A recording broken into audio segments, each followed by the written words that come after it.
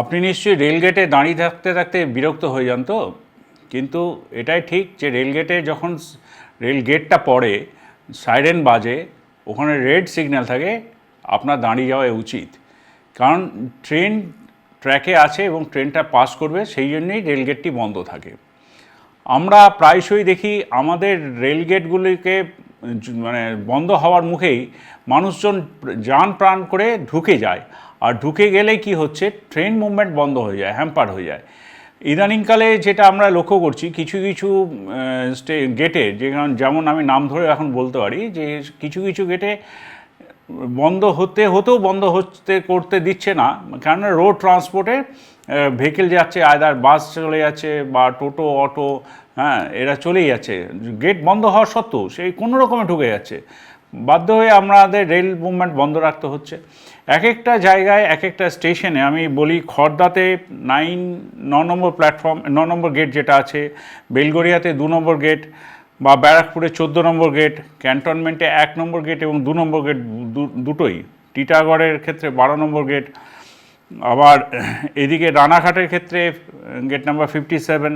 প্রত্যেকটাতে পিক সময়, মানে সকাল 8টা 30 থেকে 11টা 30, বা এদিকে সন্ধ্যেবেলা 5:30 থেকে 8:30 পর্যন্ত আমরা যেটা লক্ষ্য করছি, ট্রেন মুভমেন্ট আমাদের বন্ধ রাখতে হচ্ছে। ট্রেন চলাচলে লেট হয়ে যাচ্ছে প্রায় 15 থেকে 20 মিনিট। আপনি এবার ভাবুন তো, আপনার যে কলিগ হন বা আত্মীয় হন যে ট্রেনে আছে, প্রায় 1.5 থেকে 2,000 মানুষ ট্রেনে থাকেন, প্যাসেঞ্জাররা, তাদের তো অনেকটা লেট হয়ে যাচ্ছে যদি গেটটা এইভাবে বন্ধ না করতে পারি।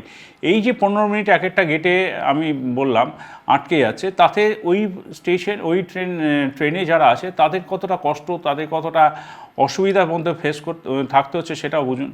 আবার এইদিকে আসি রিষ্টায় 3 নম্বর আর 4 নম্বর গেট, মানে এত ব্যস্ত গেট যে ট্রেন আমরা চালাতেই পারছি না, খুব প্রবলেমও হচ্ছে যে গেট বন্ধ না হলে চলবে কী করে।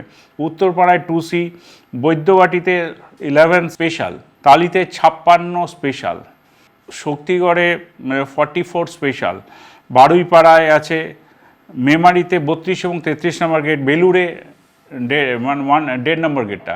তো এই গেটগুলোতে আপনাদের সহযোগিতায় চাইছি যে গেট যখন পড়ছে তখন দয়া করে আপনারা ঢোকার চেষ্টা করবেন না রেলে প্রেমিসেসের মধ্যে। এটা তো দণ্ডনীয় অপরাধ, সে তো ছেড়েই দিন, কিন্তু বিপদ আপনার বিপদ হতে পারে, সেই অনুরোধই করছি যে অকর নিচে প্রাণের ঝুঁকি নেবেন না।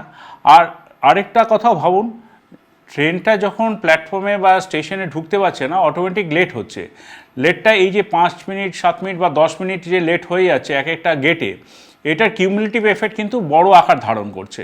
মানে ধরুন ডেস্টিনেশন স্টেশনে আপনি রানাঘাটই ধরি, যদি শিয়ালদা থেকে যে ট্রেনটা রানাঘাট গেল, প্রত্যেকটা গেটে যদি খুব কম হলো 5 থেকে 10 মিনিট করে লেট হয়, 10 মিনিট করে ধরে নিলাম, 3টে গেটে যদি এরকম মার খায় তাহলে 30 মিনিট লেট হয়ে যাচ্ছে। কতটা রেল স্পিড বাড়ালেও তবু তো ওভারকাম করতে পারা যাবে না। সেই জন্যই আপনাদের কাছে সহযোগিতা চাইছি। এবং এটার কিউমুলেটিভ এফেক্টও হয়ে যাচ্ছে না, ফেরার পথে সেই ট্রেনটাকে সে আবার লেট আসছে, তো কেউ আমরা এটা থেকে উইনার হচ্ছি না। আপনিও ট্রেনে অনেক সময় যাচ্ছেন, আপনাকেও এটা ফেস করতে হয়, বা আপনারা যারা গেটে আটকে আছেন তাদের সহযোগিতাটা শুধু কাম্য। একদিন তো আপনিও সেই ট্রেনে অপেক্ষা করেন যে রেলগেটটা বন্ধ হয় না বলে, অফিস ফেরার সময়। এই কথাগুলো মাথায় রাখুন। একটাই মানে ওয়ান লাইনে যেটা বলতে হয় যে নোবডি ইজ উইনিং। রেলের সঙ্গে সহযোগিতা করুন, রেল আপনাদের পাশে আছে, গেটগুলো ঠিক সময় বন্ধ করতে দিন।